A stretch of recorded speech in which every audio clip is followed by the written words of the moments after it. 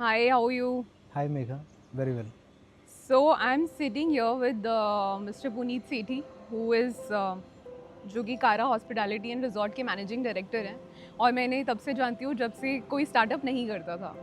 तो हम बेसिकली आज ये जानने की कोशिश करेंगे कि उस टाइम पे जब कोई स्टार्टअप नहीं करता था, व्हाट गॉट इनटू यू? आपने क्या सोचा कि आपको जॉब छोड़नी है उस टाइम पे जब आपकी फैमिली सपोर्ट नहीं करती है, कोई भी सपोर्ट नहीं करता था, तब स्टार्टअप स्टार्ट करने के बारे में कोई नहीं सोचता था। तो आप थोड़ा-सा अपना बैकग्राउंड बताइए, थोड़ा-सा कुछ बताइए अपने बारे में कि आप वहाँ तक कैसे पहुँचे?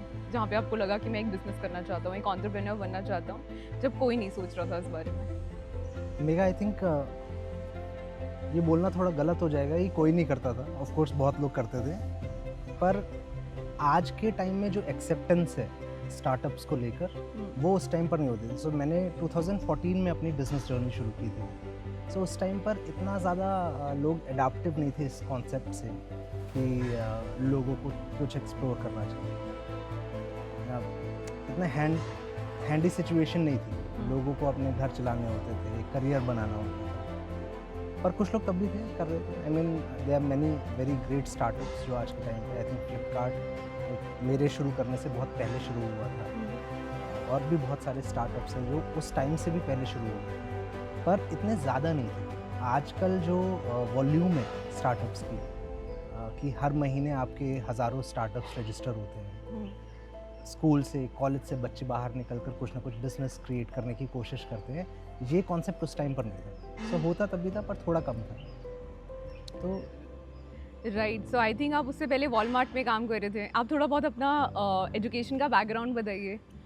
सो मैं यूपी से बिलोंग करता हूँ। मेरा पेरेंटल हाउस वहीं पे है। मैंने अपनी स्कूलिंग वहीं से कंप्लीट की है, और उसके बाद मैंने कॉलेज मेरठ से कंप्लीट किया है, बैचलर्स हूँ मैं होटल मैनेजमेंट में। और उसके बाद फिर जॉब के लिए मैं दिल्ली आ गया था। सो कुछ एमएनसीज़ में मैंने 6 साल तक काम किया है। ये कौन सी ईयर की बात है? ये 2003 में मेरा कॉलेज ख़त्म हुआ था। सॉरी 2003 में मेरा स्कूल ख़त्म हुआ था। उसके बाद 1 साल मैंने मेडिकल की तैयारी की थी। मेडिकल? हाँ जी। Today you are like from hotel to medical to hotel line. हाँ, इंटरेस्टिंग। आई मीन सी तब इतना ज़्यादा दिमाग में ये नहीं था कि बनना क्या है। जहाँ से मैं आता हूँ वहाँ पर अपॉर्चुनिटीज़ इतनी सारी होती नहीं थी। वहाँ पर खाली 2 कॉन्सेप्ट लोगों को पता थे कि अगर मैथ में अच्छे हो तो जी आप इंजीनियर बन जाओगे, और अगर मैथ नहीं लेनी है आपको तो आप बायो ले लो, और मे बी आप डॉक्टरी की लाइन में चले जाओगे या फार्मा कर लो।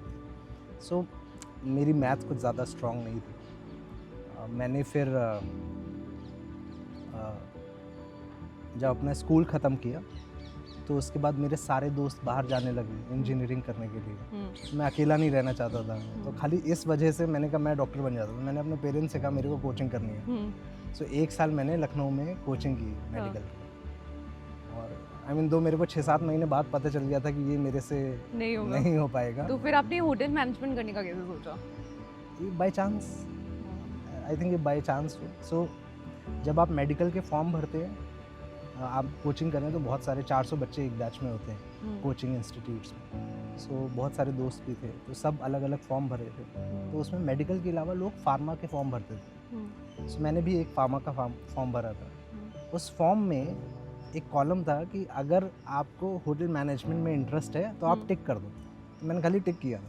That decided your finally fate. मैं I ended up in hotel management school. पर ऐसा कोई प्लान नहीं था कि मेरे को होटल मैनेजमेंट करना है, या मैं बहुत ज़्यादा मेरे को क्रेज़ था होटल इंडस्ट्री के बारे में। मेरे को आइडली कुछ पता ही नहीं था। मैंने होटल नहीं देखा था।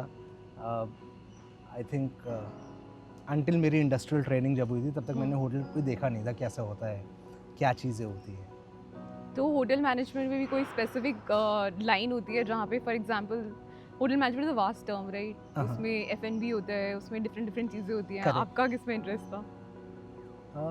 आई मीन जैसा कि मैं बाय चांस पहुंच गया, मेरे को कुछ करना था। So see you have to तो after understand. Learning it, after graduation let's say, आपको कुछ समझ आया कि मेरे को I want to do something in hotel management? और क्योंकि आपने फिर उसके बाद अपनी जर्नी में companies like DLF, companies like Walmart, इन सब के साथ काम किया जो हाँ जी। आपकी डिग्री से तो कम्प्लीटली ऑपोजिट हाँ, थे। सो मेरा करियर थोड़ा ऐसा ही रहा है। मैंने मेडिकल से मैंने अपना 12th पास किया था, बायो ली थी मैंने। उसके बाद मैंने 1 साल कोचिंग की, उसके बाद 4 साल मेरा बैचलर्स था होटल मैनेजमेंट का। उसके बाद मैंने इंश्योरेंस कंपनी में ज्वाइन किया था। मेरी पहली इंश्योरेंस कंपनी थी। This was which year? This is 2008-9। क्या? और फिर 9-10 में फिर से एक इंश्योरेंस कंपनी में कुछ टाइम के लिए था। फिर 10 से 14 में रिटेल कंपनी में था। सो कुछ भी मिलता नहीं है। फिर रिटेल कंपनी, जब उसके बाद मैंने बिजनेस करना शुरू के बारे में सोचा रहा था, सो मेरी पहली कंपनी जो मैंने खोली वो एक इवेंट कंपनी थी। सो कोई भी चीज़ एक दूसरे से रिलेट नहीं करती। पर मेरी जर्नी कुछ इस तरीके से रही है, मेरे को लगा है कि मेरे आसपास जितनी भी चीज़ें हुई हैं मेरे को कुछ ना कुछ सिखा कर जाती रही हैं। So let's take a stop at your first startup, जब आपने सोचा कि मैं I'm not meant for corporate world, मैं कुछ और करना चाहता हूँ, अलग करना चाहता हूँ। फर्स्टली कि वो फीलिंग क्या थी आपकी, ड्राइव क्या था कि जब आपने शुरू किया, और दूसरा कितना डिफिकल्ट था उस टाइम पे? सो पहली कंपनी मेरी थी 2014 में। मैंने अपने जहाँ पर मैं जॉब कर रहा था मैंने वहाँ पर रिज़ाइन किया। डिसेंट सैलरी थी मेरी वहाँ पे, और मेरे को कोई ऐसा कोई ग्रश नहीं था। मतलब कि मेरे को लग रहा था कि मैं यहाँ पर रहूँगा तो मैं बहुत अच्छा करूँगा। इनफैक्ट मेरे जितने भी सुपरवाइजर्स रहे हैं, कंपनी के लीडर से मेरा अच्छा कनेक्ट था। Almost I mean many people knew me. तो मेरे को लग रहा था कि मैं अच्छा कर सकता हूँ अपने करियर में। जब मैंने रिज़ाइन किया, मेरे एग्ज़िट इंटरव्यू के टाइम पे मेरे को बहुत लोगों ने ये रियलाइज़ भी कराया कि मैं इसमें बहुत अच्छा कर सकता हूँ। सो मेरा कॉन्फिडेंस वहाँ से और ज़्यादा बढ़ा। बट मैं माइंड में बना चुका था अपना कि 2014 वाज द टाइम। मेरे को लगा कि अब मेरे को करना चाहिए। और रीज़न जहाँ तक अब as far as I can remember, उस टाइम पर मेरे को खाली एक रीज़न था कि मेरा 100% पोटेंशियल यूटिलाइज़ नहीं हो रहा। रीज़न बिजनेस शुरू करने का उस टाइम नहीं था। So जॉब में कोई प्रॉब्लम नहीं थी? हाँ, जॉब में कोई प्रॉब्लम नहीं था? ना, I think I was doing very well. I was one of the best rated. But आपको लगा कि आपका जो पोटेंशियल है वो अंडर यूटिलाइज्ड? हाँ, मेरे को लगा कि मेरे को लगा कि मैं और कर सकता हूँ कुछ जो यहाँ पर यूटिलाइज नहीं हो रहा। And in the journey of exploring with in your self, I think मेरे को लगा कि मेरे को कुछ करना चाहिए जिसमें मैं पोटेंशियल अपना एक्सप्लॉइट कर पाऊँ। सो 2014 is when I finally thought कि मैं कुछ शुरू करता हूँ। पर पैसे मेरे पास नहीं थे। आपको कुछ शुरू करना है, यू नीड मनी। सो 2014 मैंने अपना बिज़नेस शुरू करने की सोची। मेरे पास पैसा कुछ ज़्यादा था नहीं। अब जब पैसे की कमी हो ना, तो आपको अगर बिज़नेस करना है, टू ऑल द पीपल अगर जो देख भी रहे हैं इसको, मेरा कभी भी ये मानना नहीं रहा कि पैसे की कमी की वजह से आप बिज़नेस नहीं कर सकते। तो शुरुआत से कभी भी आपका बिज़नेस आप चला नहीं सकते हो, और बिज़नेस में पैसे की कमी की वजह से आपका बिज़नेस बंद हो गया है, सॉल्यूशंस नहीं थे। सो मेरे को थोड़ा समझ में नहीं आती थी ये सारी चीज़ें। तो मैंने कहा कि बेस्ट क्या कर सकते हैं। तो उस टाइम पर मेरा थोड़ा सा पुरानी कंपनी में कुछ एक वर्टिकल मेरे अंडर था जिसमें हम वेंडर्स जो सप्लायर्स होते हैं कंपनी, उनके इवेंट्स वगैरह ऑर्गेनाइज करते थे। तो मेरे को थोड़ा आइडिया था इवेंट बिजनेस के बारे में।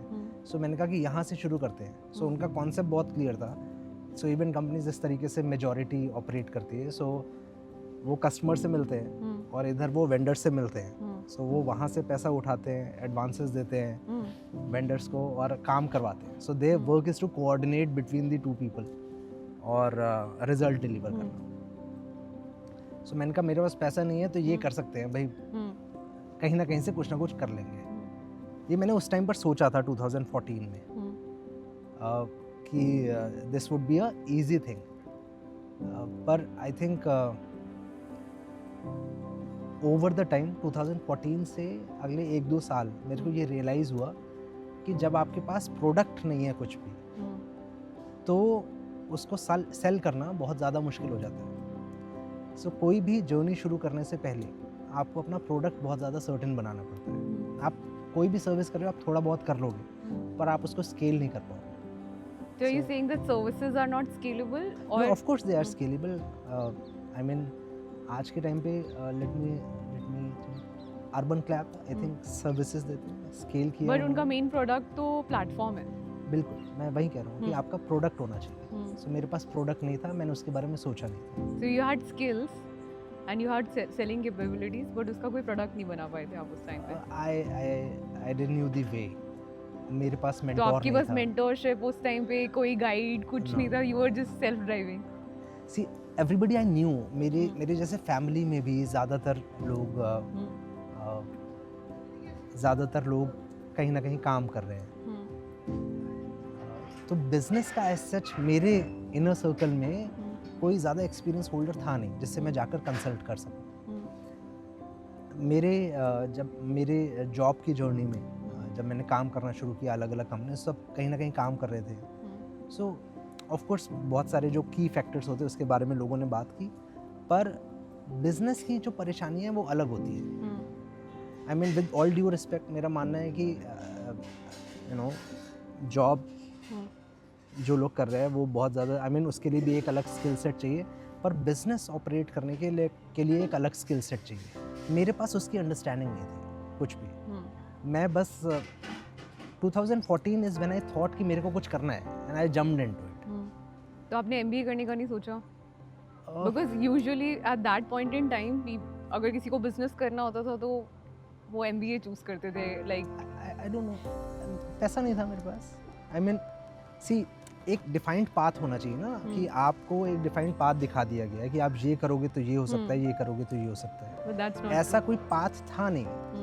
किसी ने उस टाइम पर कोई ऐसा बंदा नहीं था जो मेरे को वो पाथ दिखा सके। तो आई थिंक शायद इसलिए नहीं हुआ।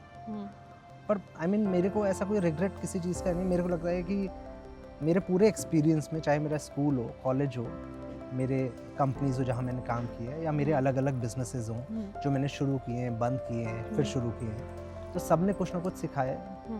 And more than anything I believe life is a learning process. आपको कंटिन्यूसली सीखते रहना है और कहीं ना कहीं आप पहुँच ही जाओगे।